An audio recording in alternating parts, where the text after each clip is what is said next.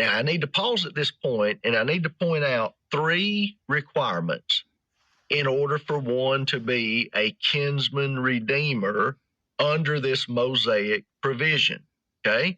And so let me pause and enumerate these 3 requirements. Number 1, obviously, a person had to be a kinsman. Well, Boaz, we're about to see, he will fit that bill. Number 2, this kinsman then has to have the ability, the power with which to redeem. We might say the financial wherewithal, so to speak, where he can effect this redemption, this purchase back, if you will, or buying back. And then number 3, though, and this might be the most critical in some ways, this kinsman who has the power to perform the redemption, number 3, he must also be willing. This has to be done willingly on his part. If he's unwilling to do so, well, then the redemption is still not effected.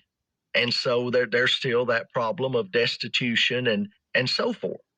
And so those are 3 requirements that we see for the kinsman redeemer. And now very briefly, look with me in chapter 2 and verse 20, and we're going to see that Boaz fits the first of these, namely that he was a kinsman. And Naomi said unto her daughter-in-law, Ruth, Blessed be he, referring to Boaz, blessed be he of the Lord, who hath not left off his kindness to the living and to the dead, referring obviously to Elimelech and seemingly even Mahlon. And Naomi said unto her, the man, once again, referring to Boaz, now you might want to underline this in your Bible at home, the man is near of kin unto us, one of our next kinsmen. And so that's an important statement. That statement at the conclusion of Ruth 2 in verse 20, it indicates to us that this Boaz fits requirement number 1. He is of Elimelech's family, and therefore he is qualified so far as that requirement is concerned to redeem this property for Naomi and for Ruth, in a sense.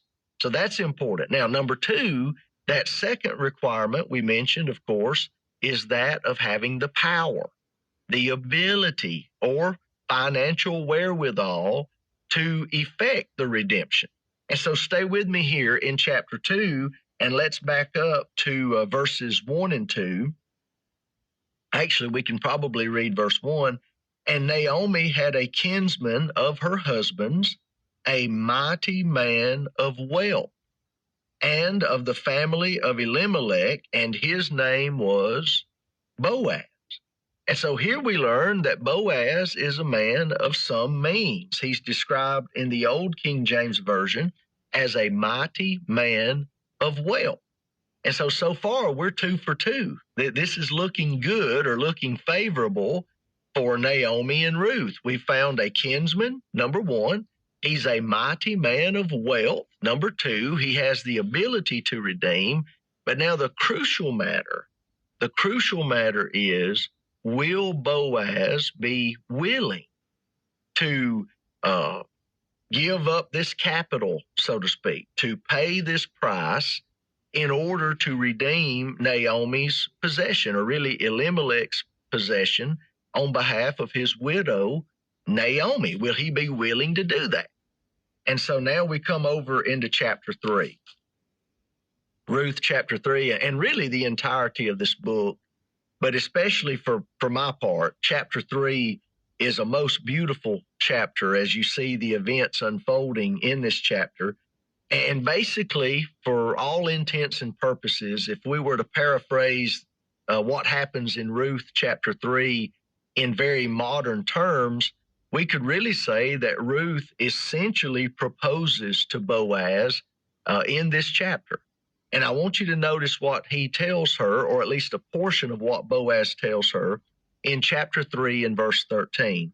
He says, tarry this night, and it shall be in the morning that if there is another kinsman that was actually nearer to Elimelech than was Boaz, if he, the other kinsman, will perform unto thee the part of a kinsman, Boaz says, well, let him do the kinsman's part.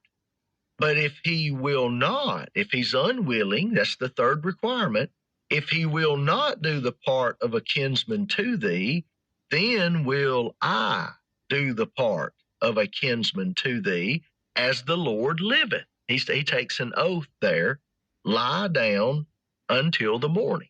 And so, as we sometimes say, the potential fly in the ointment is also brought up here in Ruth chapter 3. There was a kinsman that was closer in line or succession to Elimelech than Boaz. And so the potential fly in the ointment, as far as Boaz would have been concerned, is I have to give him first shot at redeeming this property. I have to do that because he's next in line, so to speak. He's before I am. But as you know from reading the rest of the story, when we get over into chapter 4, even though the other kinsman, who, by the way, remains unnamed and is still anonymous as far as we are concerned to this very day, the other kinsman, while he fit requirement number 1, and we might assume he met requirement number 2, it's obvious in chapter 4 that this other kinsman does not meet requirement number 3. He proves to be unwilling to redeem the property for Naomi and Ruth. Unwilling. He had a material interest, but as it turns out in Ruth chapter 4, he did not have a marital interest. And so that's kind of where the deal ended, if you will. But going back to chapter 3 and verse 13, notice that Boaz now meets all 3 requirements. He's a kinsman, he has the power and the ability, but according to Ruth 3:13, he also has the willingness. He has the desire to redeem this property and to even take Ruth as his own wife. Now, I've spent that time in the book of Ruth because it's a beautiful love story, yes, but don't lose sight of the fact of what Jesus said in John 5 and verse 39. These Old Testament scriptures, they testify of him, that they're pointing to Jesus. And so throughout the Old Testament, including the book of Ruth, so often when we read of these events, when we read of certain persons, when we read even of certain provisions or sacrifices, we need to keep in the backs of our minds the fact that ultimately these things are picturing for us the coming Messiah, Jesus the Christ, who of course today has come. He's already come. And so I want us to spend the balance of our time that we have remaining in noticing that Jesus is our kinsman redeemer. And we can even take those 3 requirements and realize that Jesus meets all 3 of those same requirements. And therefore, how happy are we that we have someone who has redeemed us from our sin debt. See, our destitution, our poverty was not necessarily material. Our destitution was spiritual. We were spiritually destitute and impoverished because of sin, and yet when we look to Jesus, we find and see our kinsman redeemer.